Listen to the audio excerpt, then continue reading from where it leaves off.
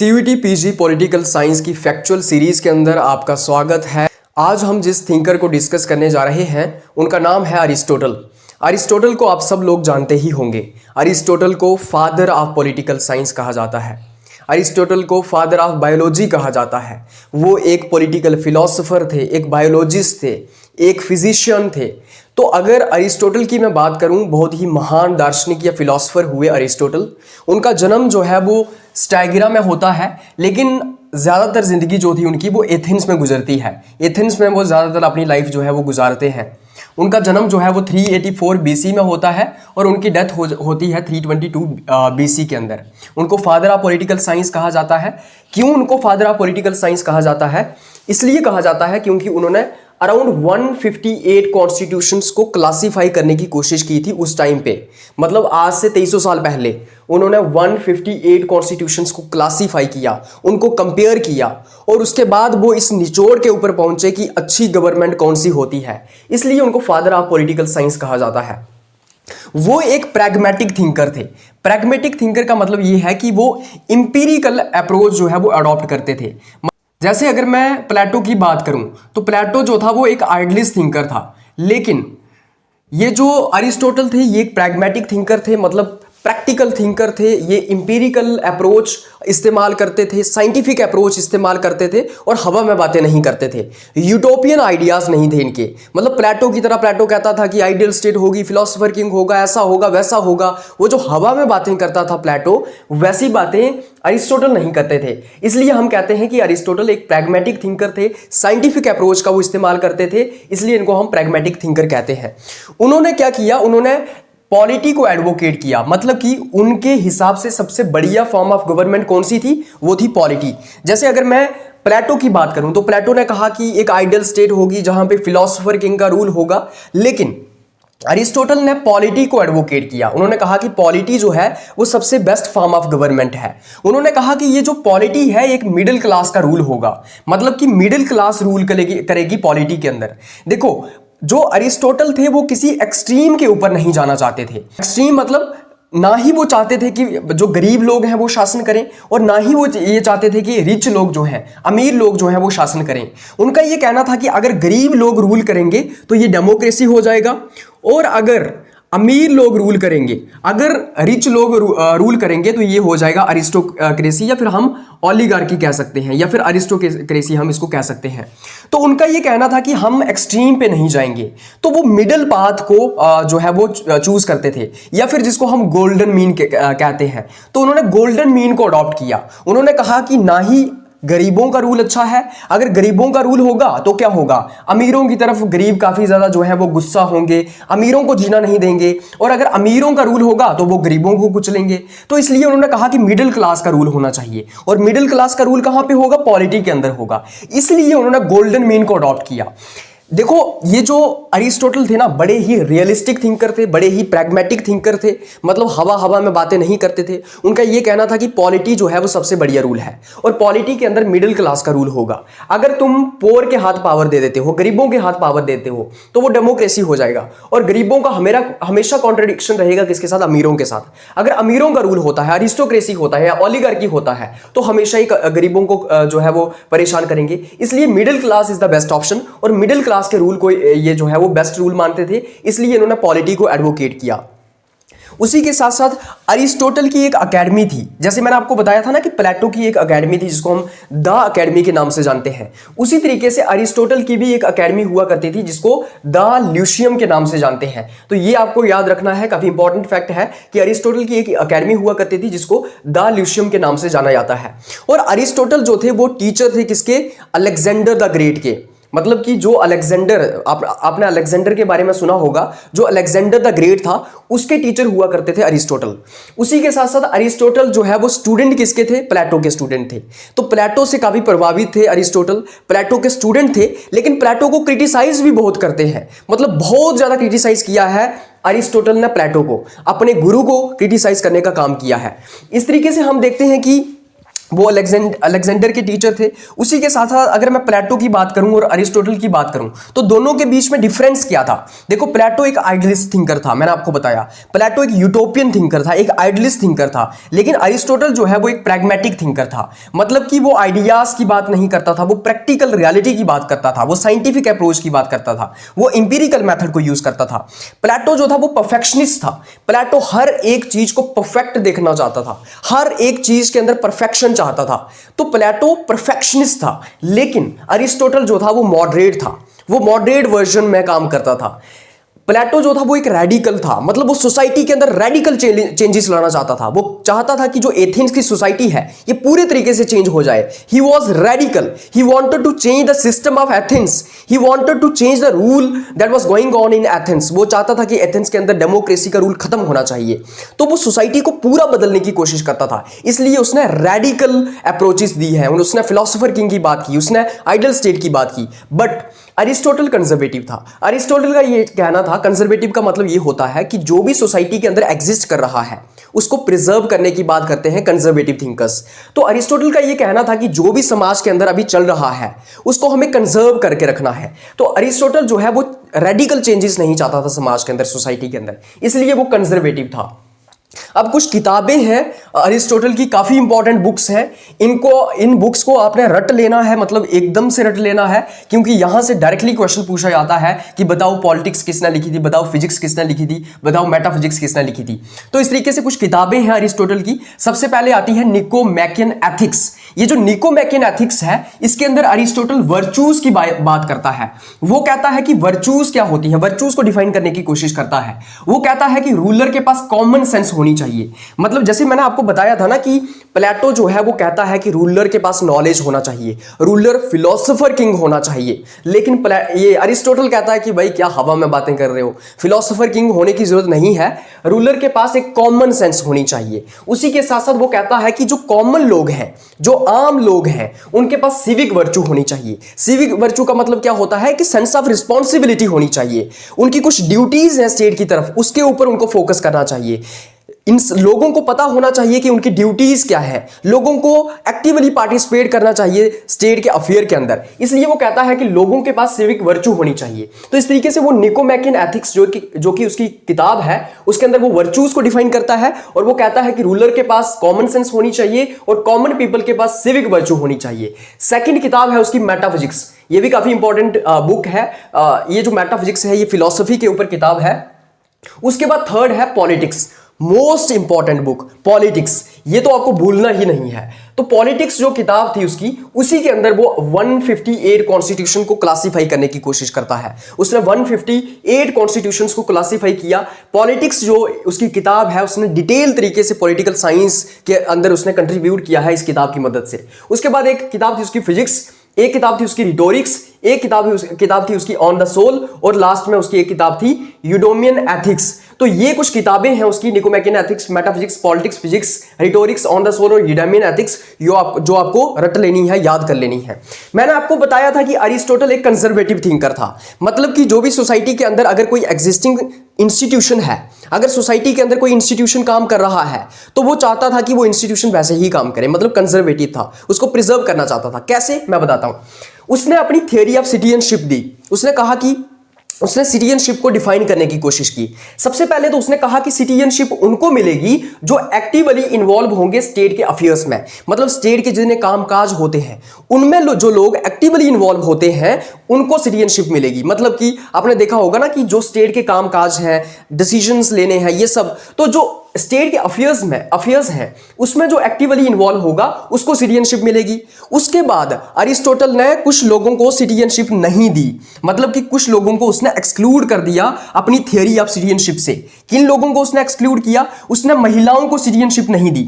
उसने कहा कि भाई महिलाओं के पास टाइम ही कहां है स्टेट के अफेयर्स में पार्टिसिपेट करने के लिए, क्योंकि सिटीजनशिप तो उसको मिलेगी ना जो स्टेट के अफेयर्स में पार्टिसिपेट करेगा, बट महिलाओं के पास टाइम ही नहीं है कि वो स्टेट के अफेयर्स में पार्टिसिपेट करें, क्योंकि उनको घर के कामकाज भी तो करने हैं, उनको बच्चों की देखरेख भी तो करनी है, उनको घर के हाउस होल्ड कोर्स भी तो करने हैं, हाउस होल्ड जो वर्क्स हैं वो भी तो करने हैं वुमेन्स को, इसलिए वुमेन्स के पास कोई सिटीजनशिप नहीं होगी।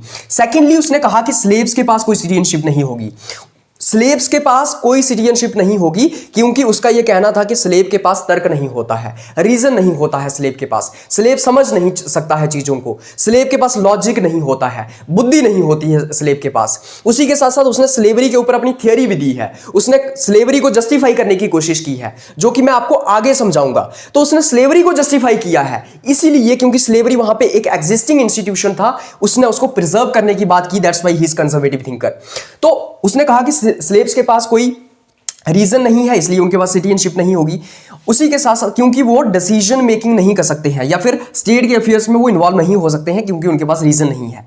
उसके बाद जो ओल्ड पीपल हैं, जो बूढ़े लोग हैं, उनके पास भी सिटीजनशिप नहीं होगी, क्योंकि अरिस्टोटल का ये कहना था कि जो ओल्ड पीपल हैं उनकी फिजिकल कंडीशंस जो है वो बड़ी फ्रेजाइल होती हैं, बड़ी नाजुक होती हैं। उसके बाद उसने बच्चों को कोई सिटीजनशिप नहीं दी।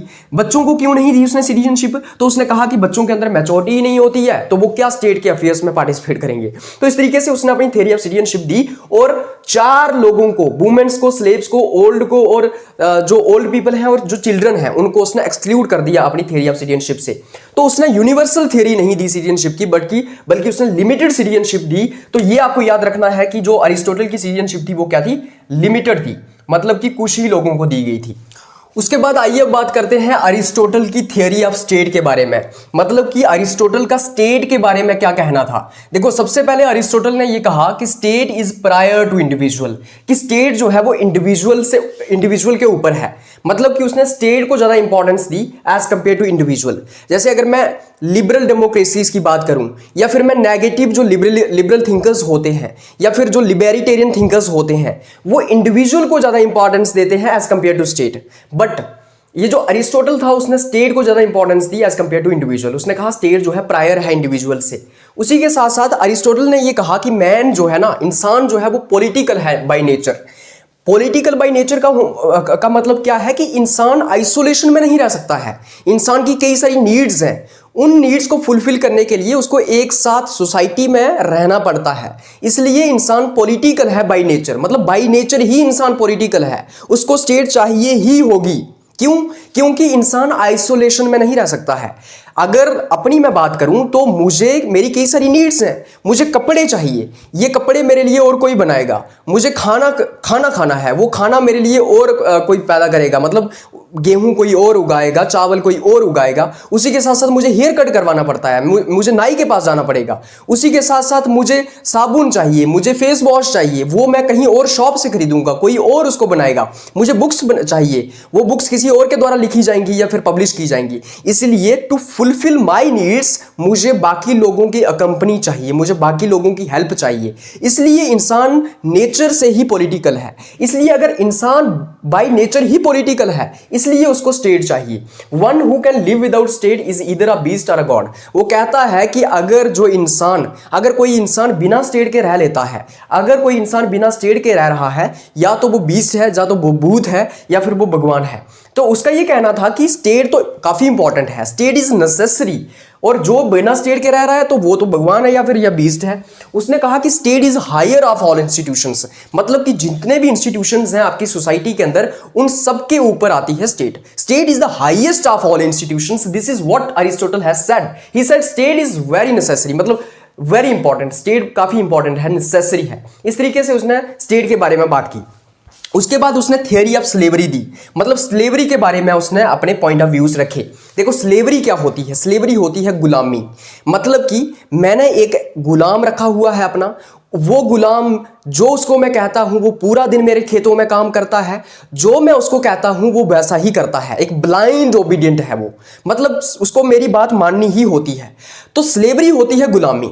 तो जो स्लेवरी का कंसेप्ट था एथेंस में, एंशिएंट टाइम्स में काफी स्लेवरी हुआ करती थी, मतलब कि स्लेवरी तो काफी इंपॉर्टेंट थी वहां पे, क्योंकि स्लेवरी से ही पूरा समाज वहां पे चलता था। जो मास्टर होता था वो बैठ के सोचता था, मतलब ऐश करता था, और स्लेव्स जो होते थे, जो गुलाम होते थे, वो उसके लिए उसकी जो मटीरियलिस्टिक नीड्स होती थी उनको फुलफिल करने का काम करते थे। उसके लिए खाना बनाते थे, उसके लिए खाना तैयार करते थे, सारा जो मैनुअल वर्क था वो करते थे। और जो मास्टर होता था वो बैठ के कुर्सी पे बैठ के सोचता था, सिर्फ मेंटल वर्क होता था उसका, इंटेलेक्चुअल वर्क होता था उसका।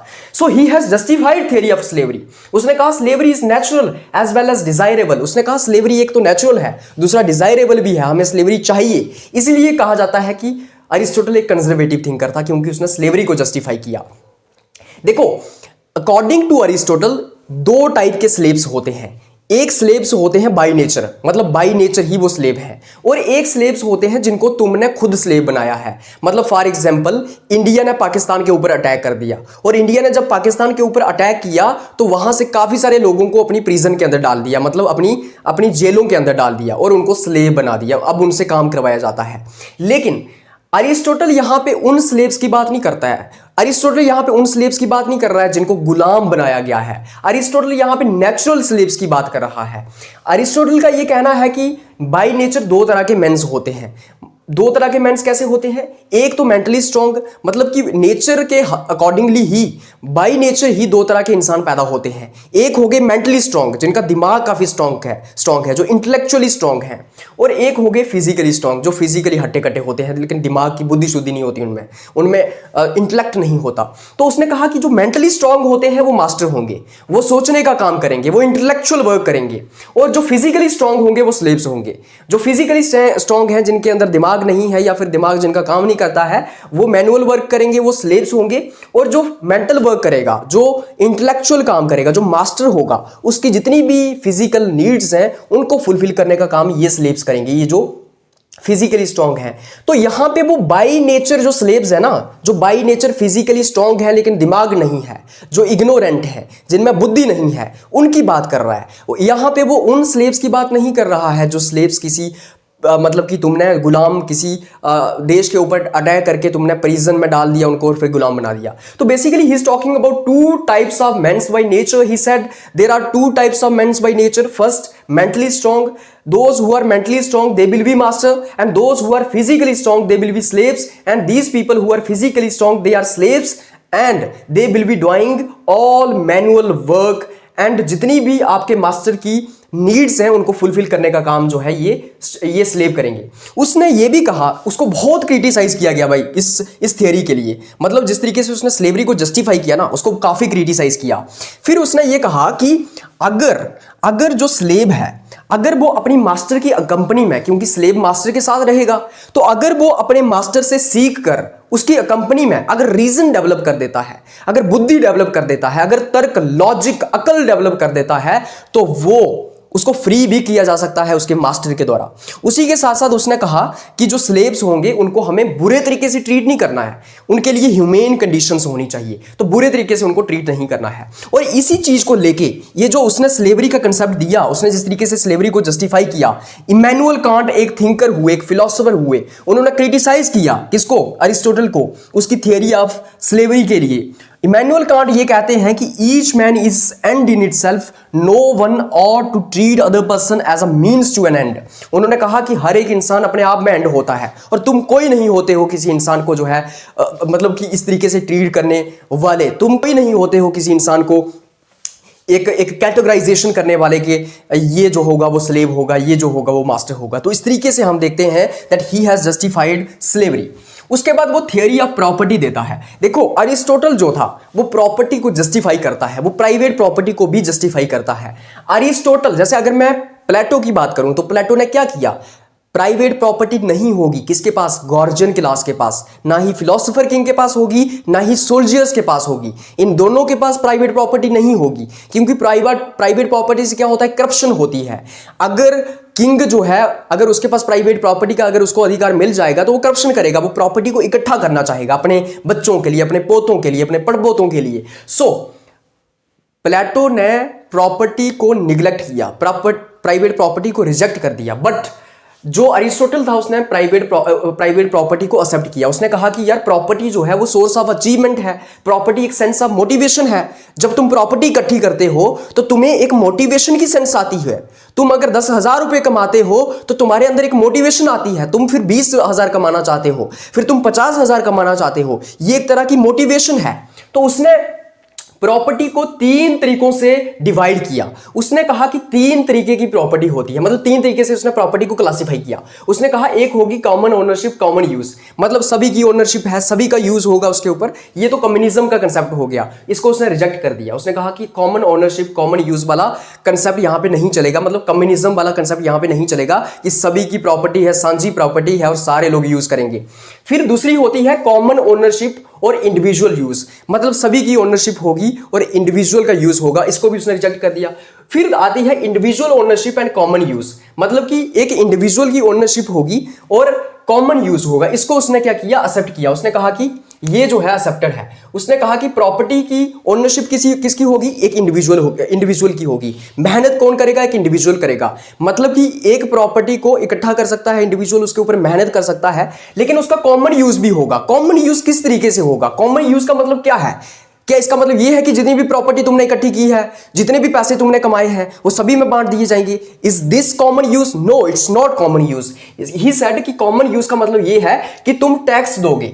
क्या दोगे तुम टैक्स दोगे सरकार को, राइट। तुम जो है वो गरीब लोग बाकी जो है उनके लिए आप टैक्स दोगे ताकि उनके लिए वेलफेयर पॉलिसीज बनाई जा सकें, वेलफेयर पॉलिसीज बनाई जा सकें। तो इस तरीके से अरिस्टोटल ने क्या कहा कि इंडिविजुअल ओनरशिप होनी चाहिए और कॉमन यूज होना चाहिए, मतलब प्रॉपर्टी की इंडिविजुअल ओनरशिप होनी चाहिए, मतलब एक इंसान प्रॉपर्टी एक्वायर कर सकता है, और कॉमन यूज होना चाहिए। लेकिन कॉमन यूज से आप परेशान इस तरीके से ना हो जाना कि कॉमन यूज का मतलब क्या है कि तुम्हारी प्रॉपर्टी को सब लोग बांटेंगे। नो, तुम्हारी प्रॉपर्टी को सब लोग नहीं बांटेंगे, बल्कि जो इंडिविजुअल है वो कॉमन यूज के लिए कुछ टैक्सेस देगा ताकि बाकी लोगों की भी वेलफेयर की जा सके। So this is how he has given his theory of property. उसके बाद हम बात करते हैं अरिस्टोटल की theory of constitution.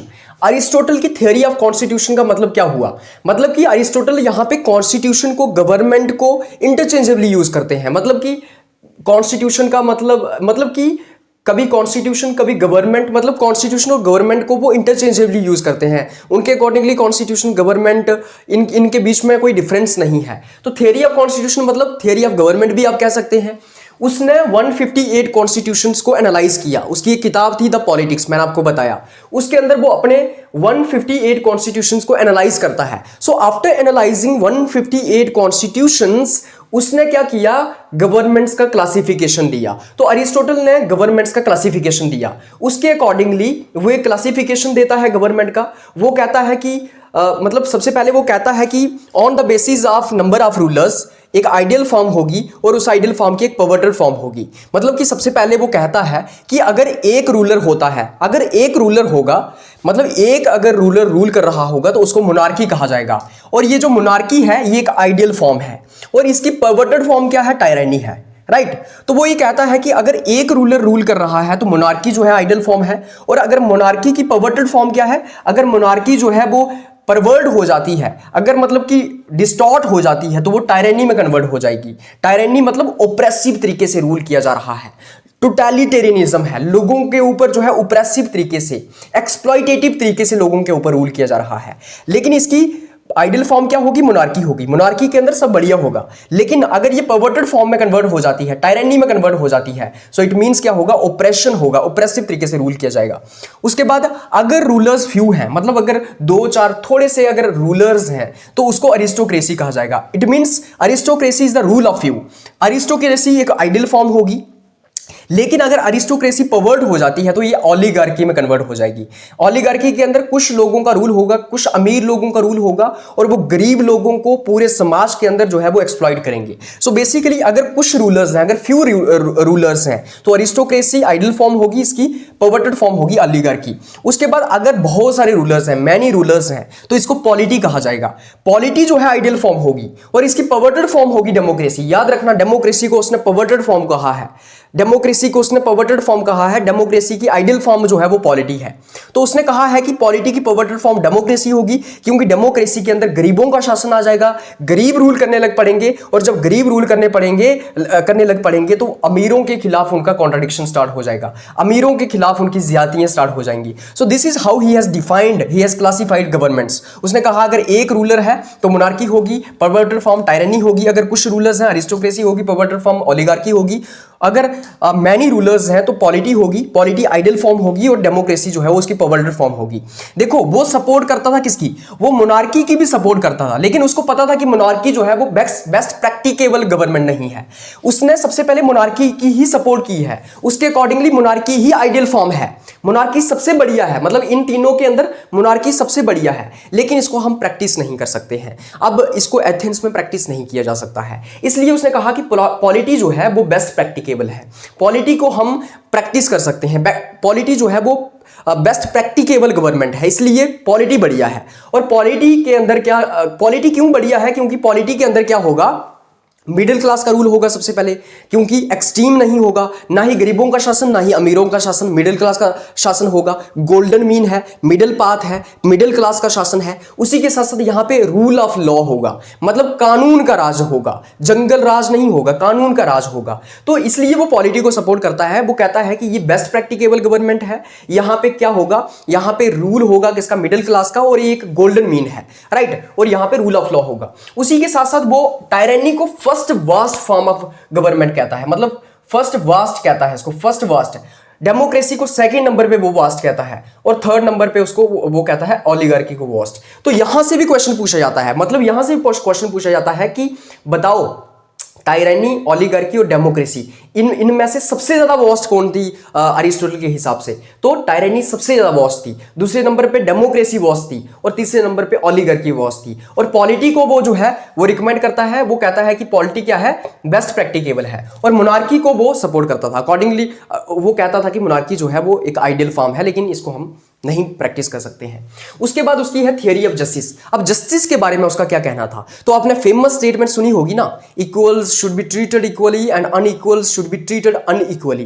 This statement has been given by Aristotle. Aristotle has said that equals should be treated equally. जो equals है उनको equally treat करना है, जो unequals है उनको unequally treat करना है। What does it mean? जो भी लोग समाज के अंदर equal हैं उनको equally treat करना है, मतलब जो अमीर हैं उनको एक तरीके से जो है क्या करना है, ट्रीट करना है, अमीरों को एक तरीके से ट्रीट करना है, गरीबों को अलग अलग तरीके से ट्रीट करना है। मतलब गरीबों के लिए तुम्हें पॉलिसीज लानी है, उनको अपलिफ्ट करना है, उनको उनके लिए अफर्मेटिव एक्शन को तुमने लाना है, तो बेसिकली उनको रिजर्वेशन देनी है, उनके लिए पॉलिसीज लानी है।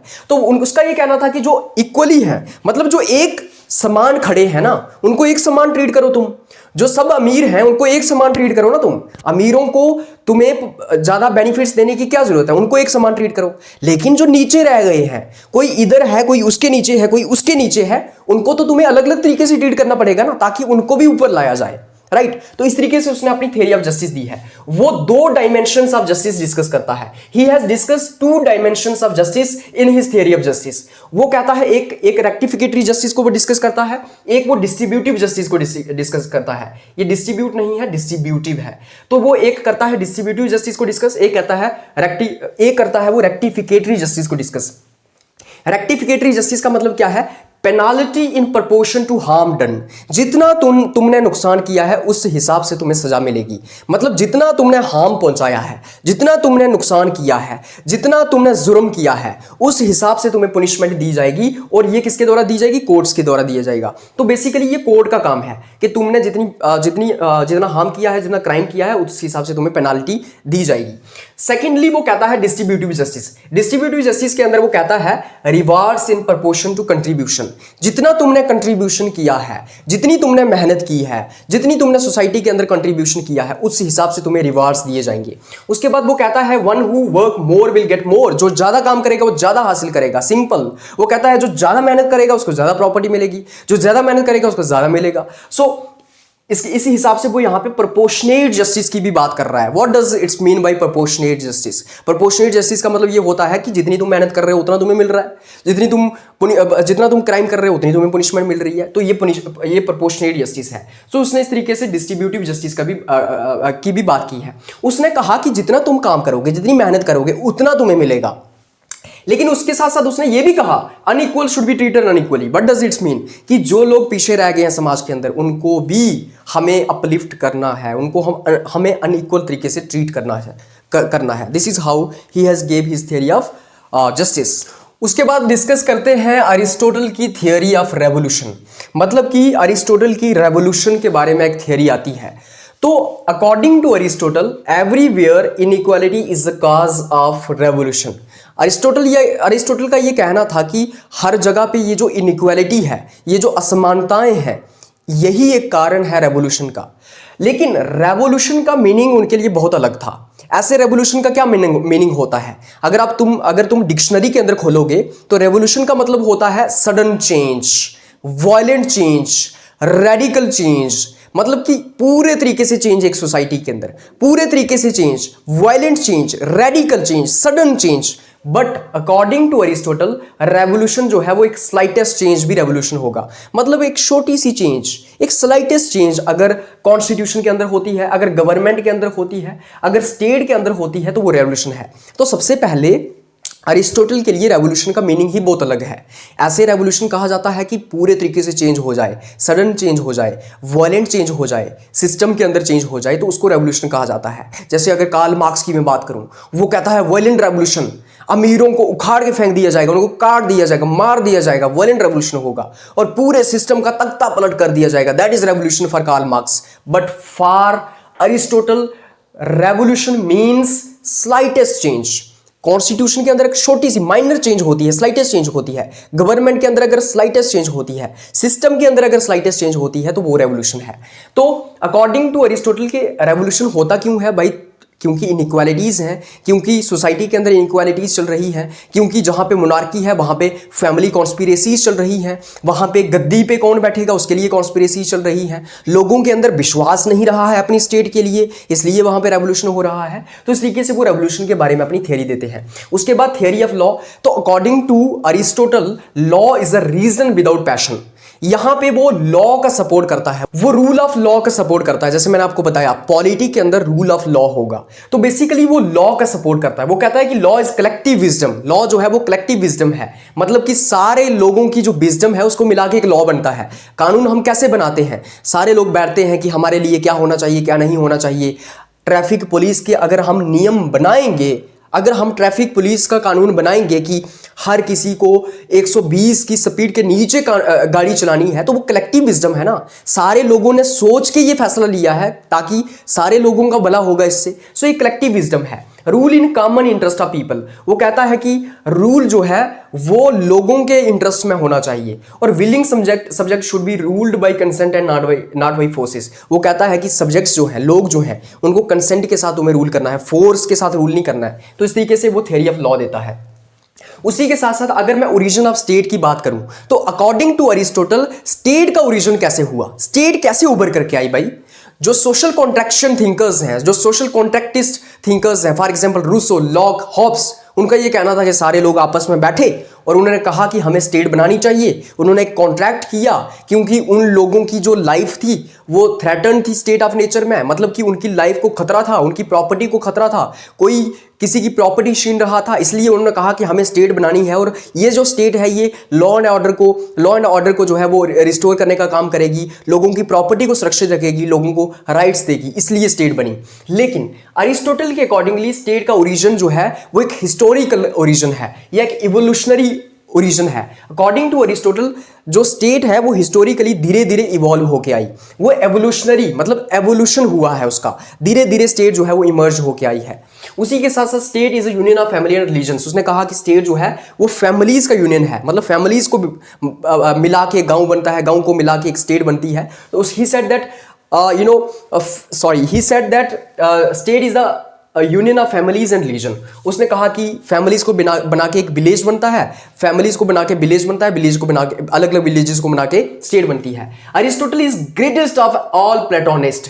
प्रोफेसर फॉस्टर की ये स्टेटमेंट है, उन्होंने कहा कि अरिस्टोटल जो था वो एक ग्रेटेस्ट था ऑफ ऑल प्लेटोनिस्ट, मतलब जितने भी प्लेटोनिस्ट हुए उनमें से सबसे बड़ा कौन था? प्लेटोनिस्ट, वो था अरिस्टोटल।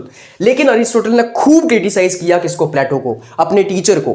उसने कहा क्यों किया क्रिटिसाइज? अरिस्टोटल ने इसलिए क्रिटिसाइज नहीं किया मतलब कि वो उसके साथ जिद करता था या फिर उसके साथ वो आपसी रंजिश निकालना चाहता था। नो, वो क्योंकि प्लेटो का बाकी लोग भी क्रिटिसिज्म कर रहे थे तो वो नहीं चाहता था कि उसके मास्टर का कोई क्रिटिसिज्म करे, इसलिए उसने प्लेटो को मॉडरेट करने की कोशिश की है।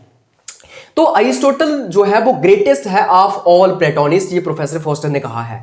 Ruler does not need to be wise in world of ideas rather to be worldly wise. कितनी बेहतर स्टेटमेंट है अरिस्टोटल ने दी है। अरिस्टोटल ने कहा कि ruler does not need to be wise in the world of ideas, rather he need to be wise in the world,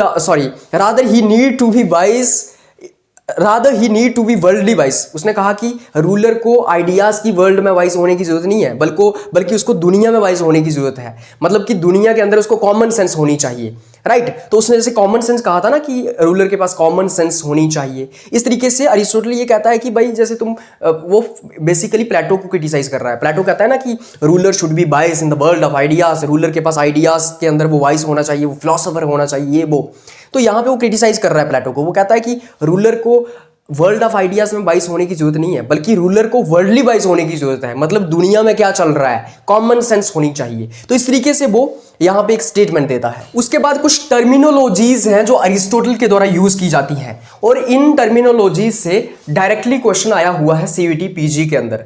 तो आपको इन टर्मिनोलॉजीज को रट लेना है, मतलब याद कर लेना है, क्योंकि उसने ग्रीक भाषा के अंदर कुछ टर्मिनोलॉजीज का इस्तेमाल किया है। जैसे कि वो यूडेमोनिया की बात करता है। यूडेमोनिया का मतलब क्या होता है, हैप्पीनेस होता है, that ultimate goal and highest good for human beings. So basically eudaimonia का मतलब होता है happiness, ultimate goal and highest good for human beings. मतलब कि अल्टीमेट एम क्या है, हमारा हैप्पीनेस है, या फिर हाईएस्ट गुड जो है ह्यूमन बींग्स की क्या है, हैप्पीनेस है। उसके बाद फ्रोनेसिस का मतलब क्या होता है, प्रैक्टिकल विजडम। प्रैक्टिकल विजडम मतलब कॉमन सेंस होनी चाहिए। तो बेसिकली कॉमन सेंस के लिए या प्रैक्टिकल विजडम के लिए वो फ्रोनेसिस वर्ड का यूज करता है। उसके बाद इक्लेशिया का मतलब क्या होता है, assembly of discussions and deliberations, एक ऐसी असेंबली जहां पे डिस्कशंस और डेलिब्रेशंस होती हैं। और डाइकेस्टेरिया का मतलब होता है एक तरह का कोर्ट होता है डाइकेस्टेरिया। तो ये जो टर्मिनोलॉजीज हैं, जैसे यूडेमोनिया से डायरेक्टली क्वेश्चन आया हुआ था, ये फ्रोनेसिस से डायरेक्टली क्वेश्चन आया हुआ था। तो ये आपको याद रखना है कि यूडेमोनिया का मतलब होता है happiness, highest good for human beings. Phronesis का मतलब होता है कॉमन सेंस। इक्लेशिया का मतलब होता है डिस्कशंस और डेलिब्रेशंस की एक असेंबली। और डाइकेस्टेरिया का मतलब होता है कोर्ट। तो इस तरीके से हम यहाँ पे अरिस्टोटल को खत्म कर देते हैं। अरिस्टोटल को हमने पढ़ के कंप्लीट कर लिया है। मुझे उम्मीद है कि आपको बड़ा मजा आया होगा इस लेक्चर के अंदर। I was also too energetic in this lecture, मुझे बहुत मजा आया, आई डोंट नो व्हाई। तो इस तरीके से हम यहाँ पे अरिस्टोटल को कवर करते हैं। मुझे उम्मीद है कि आप सब लोगों को लेक्चर पसंद आया होगा। मिलेंगे आपके साथ नेक्स्ट थिंकर को लेके। नेक्स्ट थिंकर कौन है, मैकियावेली की हम बात करेंगे। हाँ, एक और चीज मैंने आपको बतानी है। एक और चीज ये है कि अरिस्टोटल ने एथिक्स और पॉलिटिक्स को सेपरेट किया है। बहुत इंपॉर्टेंट चीज है, सेपरेटेड। क्या किया उसने, एथिक्स और पॉलिटिक्स को सेपरेट किया। उसने एथिक्स को पॉलिटिक्स से सेपरेट करने की कोशिश की है, और फिर इसी चीज से मैकियावेली क्या हुए, इन्फ्लुएंस हुए।